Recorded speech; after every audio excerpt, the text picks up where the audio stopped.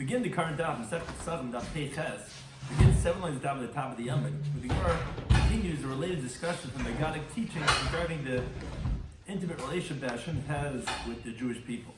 Joining us for today's Daf. Some of the things we discussed in today's Daf are a continuation to Gadic statements about the Beis Hamikdash and about Kibbutz Goliath and the ingathering of the exiles. Then we get into discussion which people are automatically included in the carbon of the Balabais and which must consent to be included in the carbon of the Balabais. Then regarding which carbon works for an Ebed who is owned by multiple people, and regarding a slave that's half free, which those are mentioned in our Mishnah. And then with Beis, we discussed the next Mishnah regarding cases where a person asks his servant to chef the carbon pesach for him, and either he didn't specify which animal to use, or the servant forgot which animal to use, or actually they both forgot which animal to use. And then the Gemara's final discussion regarding the hides of 5 carbon pesachs got mixed up. Then they discovered a mum on one of them. What do you do with their carbon pesach? Because obviously one of them was puzzle, but you only discovered on the hides once they were already shechted, what the halachic status is. So we keep with the concept discussing today's about someone who's half slave, half free, where he was owned by 2 masters and one of them freed him. Now he's half slave, half free. L'shemes yitzara is the pasuk that the world was created to be populated, to have children. Mashkana becoming rabbi is the concept that whatever a slave acquires, his master acquires automatically. Amanasha and lo rabchel rishuspa is the concept that there could be a loophole that if someone is acquiring it to him on the condition, the stipulation that his master has no right in it, then the slave could own it and it won't go automatically to his master. So beginning of Daf Ches Zayin, 7 lines down from the top of the Yomid. Another teaching from Rabbi Lazar on the related vein of the relationship with the Jewish people and Hashem. Mind this, what's going to be pasuk in Yishai?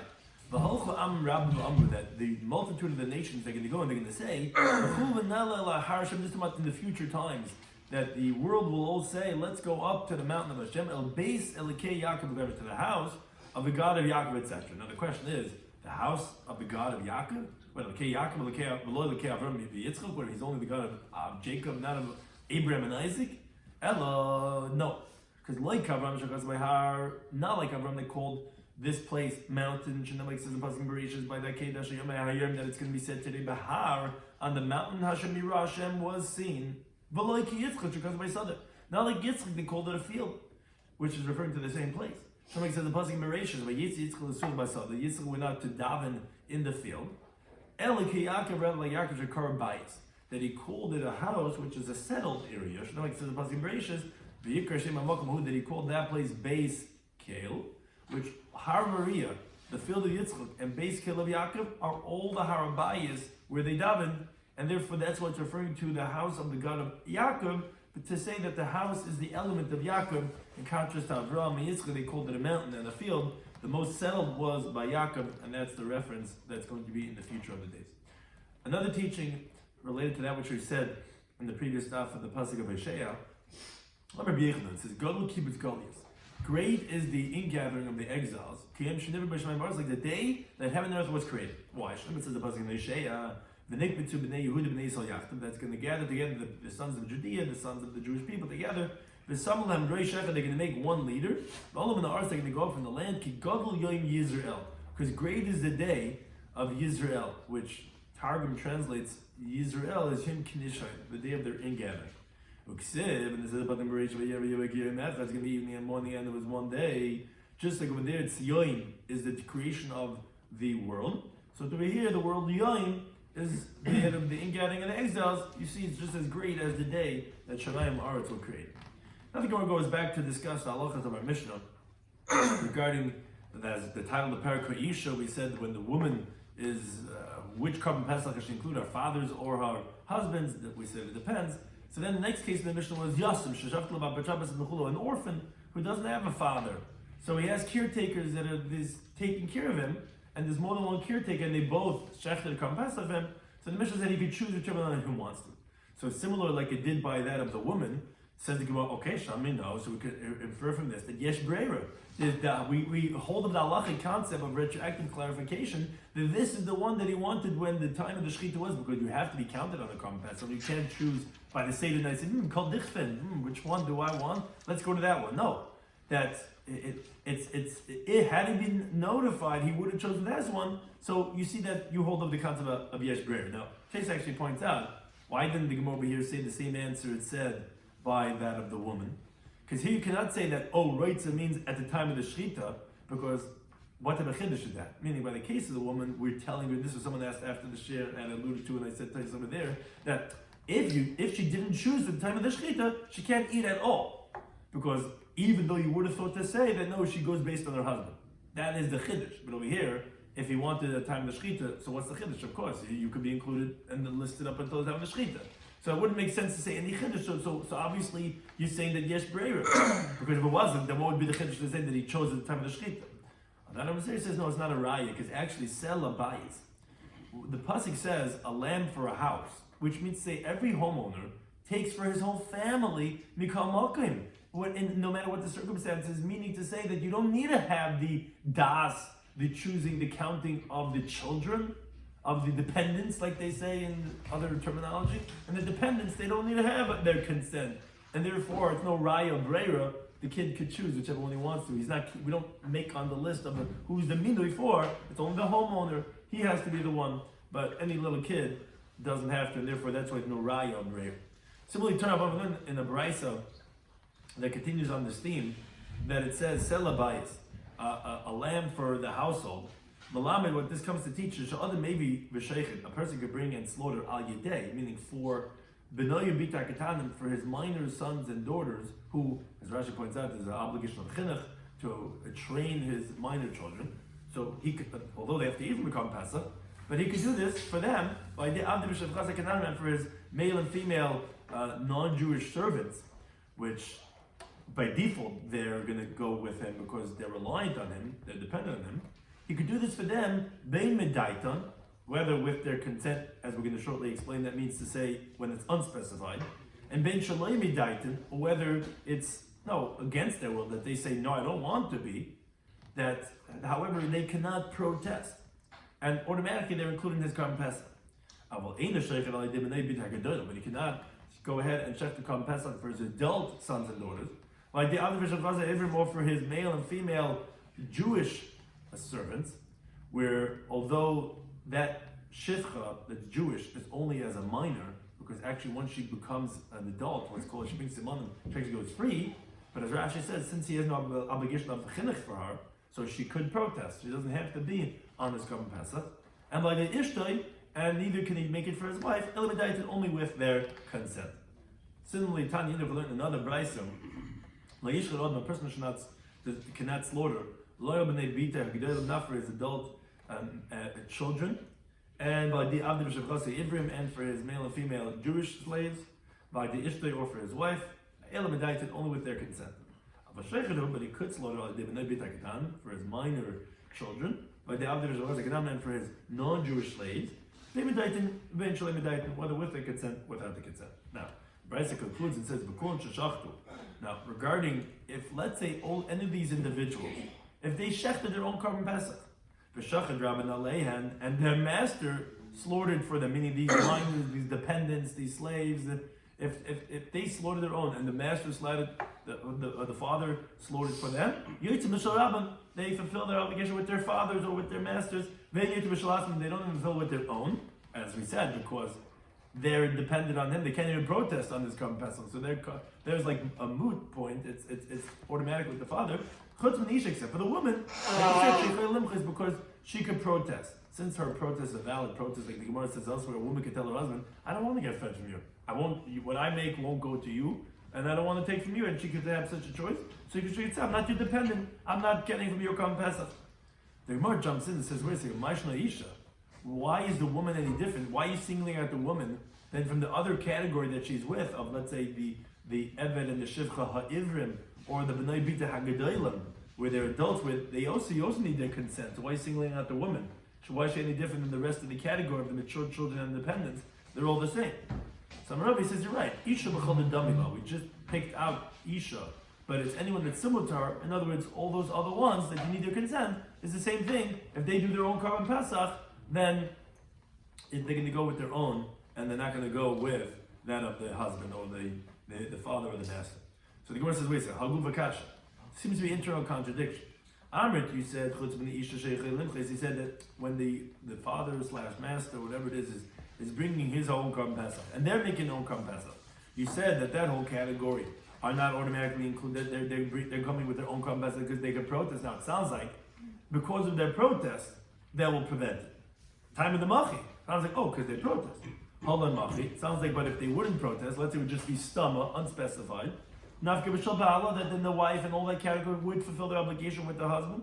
But Vagdani Resha, but the part before them, the Brisa said, and all that whole category, you cannot fulfill their obligation only if it's with their consent. Sounds like, but unspecified, without their specific consent, that they're not going to fulfill it with the father/master. Says the Gemara, no. What does it mean? Only if with their consent. It doesn't mean that they have to say yes. It just means unspecified, meaning it's only when they school when they say no, we don't want to, which that's a macha, which that's exactly like we're saying. But stama, yes, they would be included. Says the Gemara, but how could you say this? But the Bryce is saying over here, kulam shashachlu, of all these categories that are the dependents, if they slaughter their own Korban Pesach, b'sharav rabban alein, and the master slaughters also for them a Korban Pesach, we said yetim b'shal rabban, they fulfill them with the master obligation. Now that's the b'stama. They're not saying anything. All they did was they bring their own Korban Pesach. And still we say, even though it's stama, we said chutz min isha, we said except for the woman, because since she could protest, even though she did not protest, that she's not going to fulfill it with the husband's Korban Pesach, only with her own. Why? It's a case of stama. You told me when she doesn't say anything, even if she brings her own Korban Pesach, but she didn't protest, she should be automatically included in her husband's Korban Pesach, and you're saying she's not. My Rabbi says, no, kimin sheshachtu. If these other people slaughter their own Korban Pesach, there's no greater protest. Your body language and is read between the lines and pictures with us 1,000 words. So that protest is not only with words. They're doing their own Korban Pesach. Obviously, that they're protesting, and therefore they're going to have with their own Korban Pesach, not with his. But yes, you need a macha because yes, stama, the wife would be, and the whole category would be included with the husband. Next case in the Mishnah was Evet shel shnei shutfim v'chulu. He said if there's a slave that's owned by two partners, so then he can't eat from any of their Korban Pesachs. So, however, Ramile Raveina Sabler of Nachman, Raveina the elder, posed the following contradiction of Nachman. He says, on the one that's never learned on Mishnah, Evet shel shnei shutfim, the slave of two partners, he can't eat from either one of them, because each one is half owned by half owner, and he's not owned by the other one, and his half cannot eat from the other owner. Now, by the time we learned the Brisa, a Brisa contradicts is clear. It says he could choose whichever master he wants to go for the Seder night. Amalei said to him, Eina Saba, Eina the elder. Some say he told him, Pasi Uchma, black vessel, which are terminology we find often in Shas, that is such a terminology they would say. Either because that was his profession, but either way, he says, Mini Menach Tistai Mishmaitza. From me and from you, we're going to be able to conclude this teaching. Masnitin, mean you said the Kasha, I'll say the teretz. Masnitin, the Mishnah, the Kapdi Adadi, is when the two owners are particular one on the other. They don't want to have benefit one from the other. So therefore, even if one of them is willing that the slave should eat by him, the other partner says, no, I don't want to benefit my part of my slave, which is supposed to have your slave, from your portion. So he can't go to either master. But I says, so they're not particular, so then whichever one he can eat by because he's a slave of either one. And the other master doesn't care that he's benefiting from him, so therefore what's the problem? Why would it be a kipeda? Because even just regular feeding, whatever day he eats, I don't want you to eat by him, but he's your partner. So how can we, what is the kipeda over here, could goyreb that he cannot eat a Korban Pesach? Because every day you have a generator. So it depends how they agree the chiluk is. That's a good question. Unless you say it's because of minui, like it's that Taisus says that similar type of discussion. But you could say that maybe it's a minui azah that by his chelik. Yeah, it's a good question. Why exactly would be over here specifically? But be that as it may, it definitely would be an appropriate discussion over here. That you could say it anywhere, but it would be also over here. And so, and the brace, like we said, there's not particular one on the other. Then the Mishnah said another case is that someone that's half slave and half free person. So the Mishnah said he's not going to be able to eat from his master because the master said, I'll feed the half that's a slave, but I'm not going to feed the half that's yours. Says the Gemara, sounds like okay, cannot eat from his master. But it sounds like okay, but from his own that he could. But says the Gemara, but in the bride says cannot eat cannot eat from his own korban pesach or from his master's korban pesach. So that seems to be a contradiction. Says the Gemara, like that's not difficulty. Why can here in the Bryce's commissioner Rishonim is like the first version of Beis Hillel before he retracted to agree with Beis Shammai. And then you can't even eat from your own korban pesach because the part of him that's an eved cannot go after the part of him that's free, and the part of him that's free cannot be fed from his master. So therefore he's in the bind, he can't eat from either one. Khan, our Mishnah's Commissioner Achrein is the later version of Beis Hillel, that since as we're going to explain right now, we could force the master to free him, so we're ready to view him now like a full-fledged ben chayr, and then he could eat from his own korban pesach as if he's totally owned by himself. What's this referring to? It's not like learning Mishnah Masechtas Git. Someone who's half slave, half free man. Meaning, let's say he was owned by two partners, and one of them freed him, gave him a get shiur. So now he's half free and half owned by the other partner. So the halacha is like this: says, okay, you're half slave, half free man. One day you go to New York, one day you stay in Lakewood, one day you work for him, one day you work for yourself. You're half and half. The Shaman says, or the on the base says, no. The content is rabbi. You fixed it for his master, meaning that his master's not the one partner, the half partner. He's not losing anything. But but the guy himself, you didn't fix anything because what's going to be with him? Why? What do you mean? He works half and half. No, because Lisa shefche yachal to get married to a maidservant that he can't. He's already a half free person, and the free part of him is forbidden in a maidservant, like it says in Pasuk in the bottom, L'yir Kadesh, which the Targum translates, L'yosef Itza Amay, and I'll marry a woman that's a maidservant. Lisa Baskar and he can't marry a free woman, a regular Jewish woman, Shadayin Chetziyav, because half of him is still a slave. And the slave can't marry a Jewish woman. So Yavatul. So he should just be idle and be a bachelor and not get married.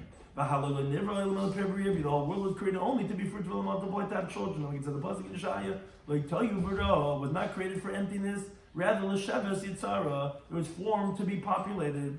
Rather than take the item because the rectification of the world, Kaifin is Rabbi, we force the master, and we make him into a free man, and we write and document the debt that he has to pay back that master for the half of his value. And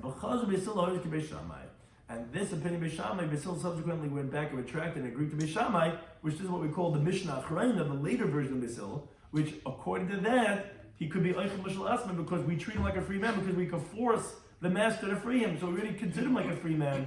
And that's why our Mishnah said that he cannot eat from his master, but he can eat from his own. Whereas the Brisa cannot eat from either one because he's half Eved, half Ben Chayr, and therefore neither half can eat from the other half that's owned by the other person.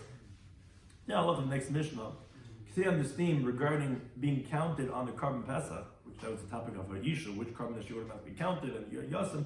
So we continue on the theme regarding when you have to be accounted on your korban, you can't just bring a korban. You have to have designated that you're listed on this animal as a korban pesach. So Mishnah says like this: someone says to his servant, "Say v'shachat alayis pesach."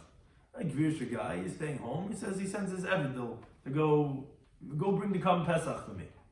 Now shachat gedi. So if he slaughters a goat, so then the master will eat the goat, even though he's normally used to lamb, but since he didn't specify, so he relies on his servant that, okay, whichever one he brings to me, he'll eat. Let's say shachat, let's say he slaughters lamb, so he'll eat lamb, whichever one that is. He just said bring a korban pesach, whichever one it's going to be, it's going to be.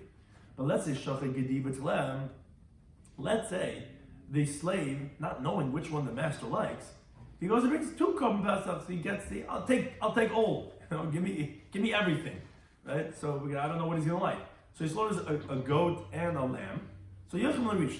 So the master will eat from the first one, because that was the first one that was brought. That's the valid korban pesach, and the second one will be burnt.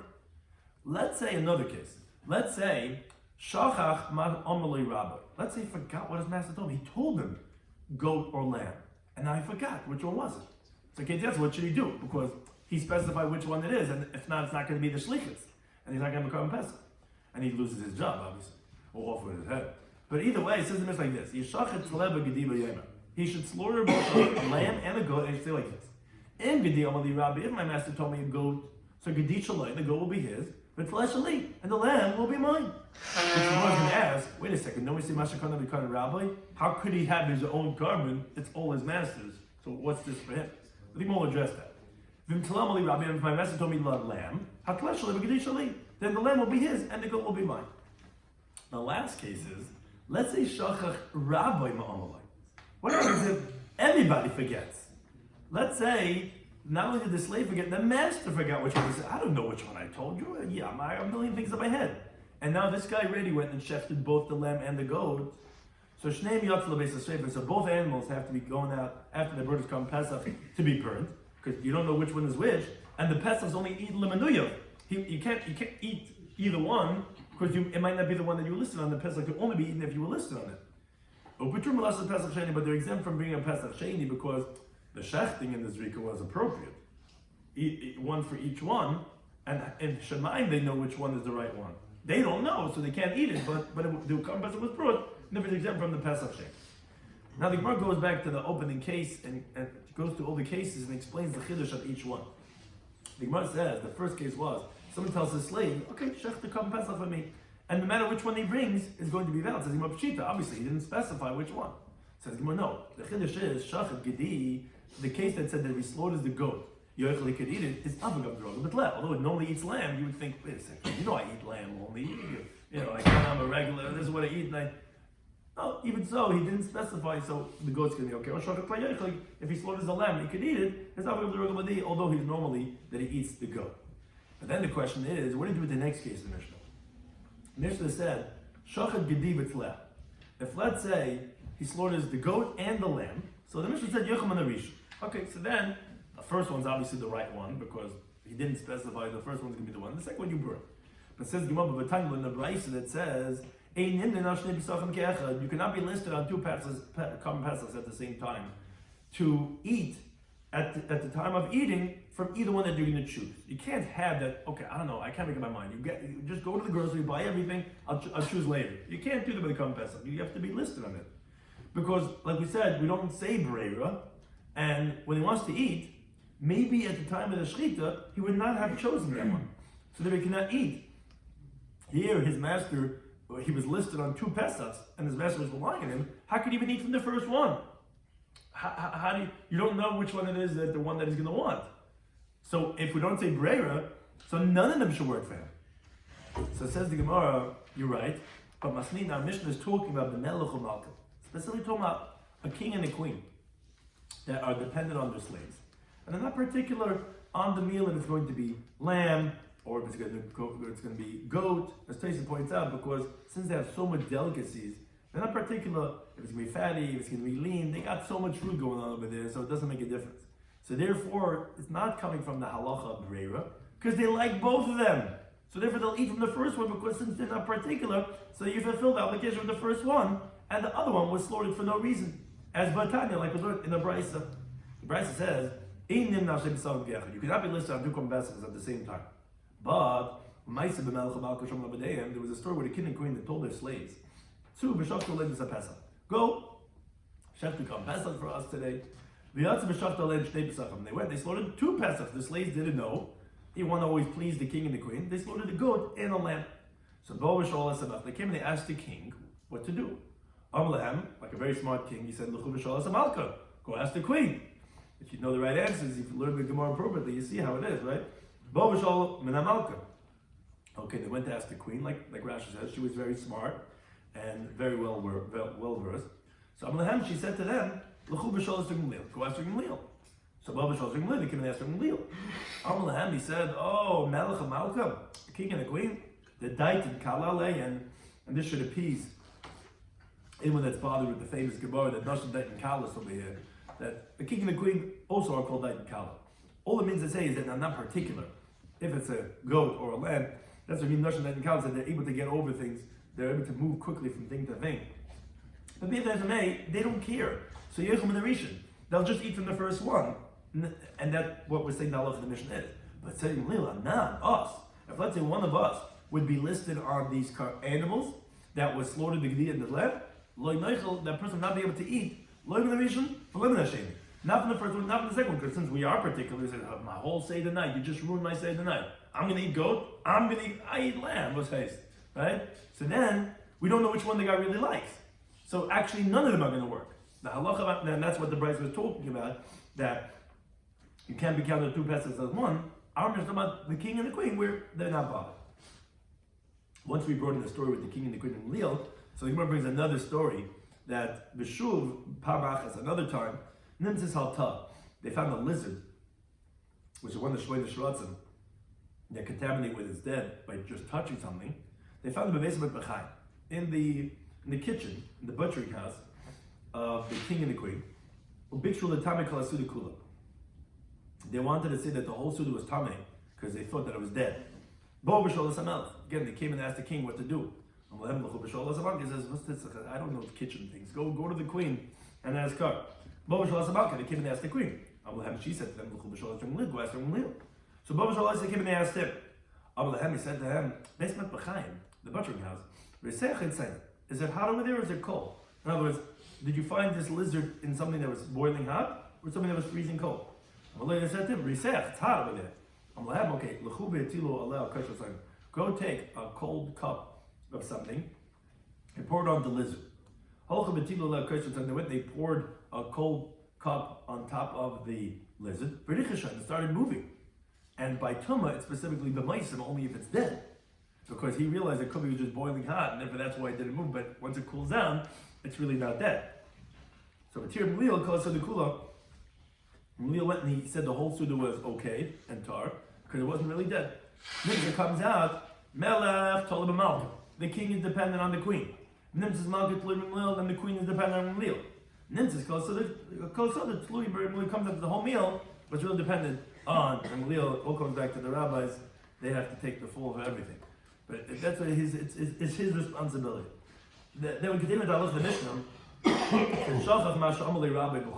Said, let's say the Mishnah said he forgot what his master said to him, so he's in the bind now. The master told him something specifically, so he's got to get him either the lamb or the goat because he specified, but he doesn't know. So he makes this stipulation. He says, "Okay, I'll get 2.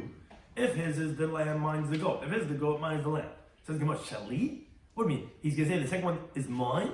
How could that be? What the slave requires the master, it's like doing for the master. There's no him. Some Abaye says, you're right. What he does like this. He goes to the shepherd that his master usually goes to. But they come to the rabbi that shepherd wants the best for his good customer, his master, where in this situation, the master has no other way, because he can't say, okay, the goat will be his and the lamb will be a shlamim, and if the master told me lamb, then the lamb will be his and the goat is shlamim, as I'm going to explain later on, because you're diminishing the achila. You can't go ahead and bring, instead of the Korban Pesach, a shlamim, because then if it really is a shlamim, it's going to be eaten like a Korban Pesach. So he's in a bind. There's no other way, but rather as the other one be for, let's say, the slave. But he doesn't. But how could he be? He whatever he requires goes to the master. So what he can do is he goes to the shepherd that the master usually goes to. The shepherd will acquire, will be maknam, will give to the slave on the condition that the master doesn't get it. He could preclude it. It could be, that's a loophole that he could make it that he won't acquire it and it'll only go straight to the slave. And therefore that's how he could get out of the bind where it's a mamanam shaf that he'll be doing the one that's for the master, but the master, the other one will be his. Next halacha of the Mishnah was, what was shachach rabim rasham? What happens if the master himself forgets? Both of them don't remember what type of animal he had asked for. And you can't say there's no mamanam shach because you can only eat from the one that you're listed on, and we don't know which one that is. But he had specified one. So therefore we said that, okay, you burned both Korban Pesach, so you're not sure. But he has fulfilled his obligation, doesn't have to bring a Pesach shame. Now on that Abaye qualifies, and he says like this. Version number 1 is like this. We didn't learn that he's exempt from Pesach shame, the El Shashachach, only if the master forgot Achar Zrika. After the blood of both Kabbanis were thrown, then he forgot what he told him. But at the time the blood was being thrown, he still recalled, and it was possible to verify which one did the master and which one is the slave. Where when the blood was thrown, the Korban Pesach was fit to be eaten because the blood is being thrown for the purposes of eating it, because at that point he still remembered which one he was listed on. But afterwards he forgot. It's okay, fine, so then you have to burn. Let's say the master forgot before the blood was even thrown. Wait a second, the Chizdaruk done when the blood was being thrown, that means to say, it's a pasla zrika, because what are you throwing it for? The whole point of the Korban Pesach will be eaten, and at that point you already don't remember which one it is, So Chayim L'Nasa Pesach Sheni, then says Abaya, in that case, then they're going to have to bring a second carbon Pesach in Ear, because when the blood was thrown, it was not being thrown for the meat to be eaten, because he didn't know which one he's listed on already then. Therefore, that's already psul in the carbon Pesach itself, and he has not fulfilled his obligation. That's one version. Now those who learn this teaching of Abaya, Abraisa, not on our Mishnah, as we'll see that this version actually would disagree in the qualification of Abaya on our Mishnah. The Braisa is like this: Chamisha shenis arvu oyros peschain zebezeh. 5 people brought the carbon Pesach.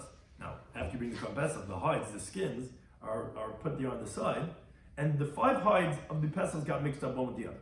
Now the thing is, but subsequently, they find a wart, a blemish that validates the carbon, in one of the hides, and they don't know from which Pesach is this hide, and that carbon Pesach is puzzle. So one of these 5 is puzzle. So it says the Braisa, so kulin yotz lebeis hasreifa. All those carbon Pesachs have to be thrown out, they have to be burnt, but B'tur Molasses, Pesach Sheni, but they're all exempt from bringing a Pesach Sheni, which tomorrow later on is going to ask, what do you mean? There's one of them has not fulfilled his obligation. He had the Pasuk carbon Pesach. But on this is what Abaya. Abaya said, we didn't learn that they're going to be exempt. Only if it got mixed up after the blood was thrown, meaning to the end of this dark dam, that at the time the blood was thrown, the 4 of them that was kosher, that they were fit la'achila to be eaten, because it wasn't mixed up yet. So therefore, the 4 of them have fulfilled their obligation. Now, the 5th one is also exempt, because you don't know who it is, that he should have to bring another carbon Pesach. And he cannot bring outside HaSafik, as we'll learn in the next daf, because he can't bring Chul Nazar. So that's what all 5 are quote-unquote exempt. 4 because they fulfilled, and 1 because we don't know who he is, to mandate him to bring another one. Now that's only if it got mixed up by after the blood was thrown. But if, let's say, it got mixed up the hides before the blood was thrown, then Chayavim. Then they're all going to be obligated last in Pesach Sheni to bring a Pesach Sheni, because you don't have any kosher carbon Pesach, because the blood was not thrown for the eating of the meat, because they're already mixed up, and you know one of them is paslan, outside of something, no one can eat it, so when the blood's going to be thrown, it's already Zrika Psula. So says the Gemara like this: the one who learned this loy shano of Abaya, this qualification that has to be after Zrika, not before Zrika, amas nitin on our Mishnah. Now, although really both of them are kosher, it's just that it's not recognizable which one he was listed on. And still, he's saying that if the doubt was at the time of this Zrika, you can be chayav in the Pesach Sheni. So Koshkin Abraisa, and showing the Braisa, where here we have a doubt regarding an actual invalidation of a blemish for each one of them. So for sure, the Zrika is not going to be valid.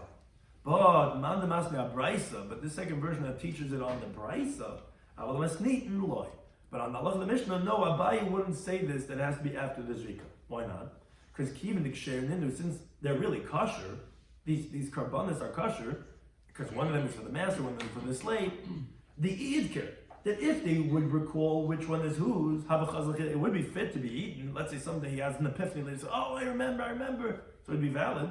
So Kamishmai Galia. So in front of heaven it's revealed which is the owner of each one, and the blood was given to be sprayed, because there's no psul in the carbon. So although you technically cannot eat it because you don't remember, but there's not real psul. If you would remember right now, it would be, oh, okay, everyone would be able to eat the carbon Pesach. So therefore, that, according to the version that says Abai on the Braisa, would hold that actually not, even in the case of Mishnah, it could even be if they forgot before the Zrika, and although now when the Zrika is being done, you can't eat it, but it's not a Zrika Psula, because if you would somehow remember, it would be good, because one is yours and one is the slave's. So therefore, that's why it's going to be, it's not going to have to bring a Pesach Sheni, although you can't eat it because you don't remember, but that version would hold that you yotzi your Pesach with that one. Somebody's discussing today's daf from Psachim Daf. Avram Avinu called it Har HaMariah, Yitzchak went out as a Sada, and Yaakov called it Beis Kale. The Kibbutz Goliath is like the day that Shemayim Arts were created, because they both used the word Yom. We then went and explained the halacha of the Mishnah regarding that of a Yasin. That is, if a Shabbos slaughtered him, he said he could eat wherever he wants to. So that's not a raya that yesh breira, because how could he choose now when they say the night? Because it says selabayis. It's for the house. Whichever house, he includes everyone that's in his dependence, as we learned that even Shloime Daitan they're included, in contrast by his adult sons or his maidservants that are Jewish or his wife, when there it's only with their consent. But again, what does consent mean? It actually means v'stama. But however, if they slaughter on their own, there's no greater protest than that. They don't have to say, we want, it could even be unspecified, but if they protest, which their actions also are protest, then they will not be included in his Korban Pesach in contrast to the minors with dependents. They're automatically, even if they protest. Then we said regarding a slave of two partners, where if they're particular, the masters, then they can't eat from either one of them. If they're not particular, then he could eat from whichever one he wants to. Regarding Chatzeh v'Chetz b'Char, in the Mishnah Rishonim, the version was that he can't eat at all because the half of you that's half cannot eat from the other owner, whether it be you or the other master. The Mishnah, which is our Mishnah, holds that no, you actually could eat from his own, and the reason for that is because we could force the master to free him, so he's considered like a free person. Then the next Mishnah said regarding if someone sells a slave, go out and slaughter from the Korban Pesach. So we said whichever one he shechs, he'll eat, even though he's accustomed to the other one. Let's say he slaughters both. So he said he could eat from the first one. The Gemara explains that about the king and the queen, where they're diet in college, they're not particular. A regular person actually would not fill either one because you're not manual on either one of them, and we don't know which one you like. Let's say the slave forgets which one the master sent him. So the Mishnah said he should say that one is for the master, one is for me, and he should say that either way. And how could he have the Acha Shali? Oh, because he'll go to the Regalatz line and he says, and that's how he could acquire it. Let's say even his master forgets which one he told him. So after they're brought, they both have to be burned, and he's exempt from being a Pesach Sheni. But Abaye said, according to the first version, that this is only if they forgot after the blood was thrown. If they forgot before, so then it's a Zrika Psula. And the same thing would apply by 5 people that their hides got mixed up, you find a blemish, which, however, that version would hold, but only in that case, where there's a definite psula of a mum, and you don't know beforehand, so you treat it as possible. In the case of the Mishnah, you wouldn't say this lo shana of Abaye, because it's actually kosher. So even if you forgot Kaidim Zrika, since if you somehow would remember, it would be kosher, so therefore it's not going to be considered as a psula, you're not going to have to bring a Pesach Sheni, even if you forgot before the blood was something, any time.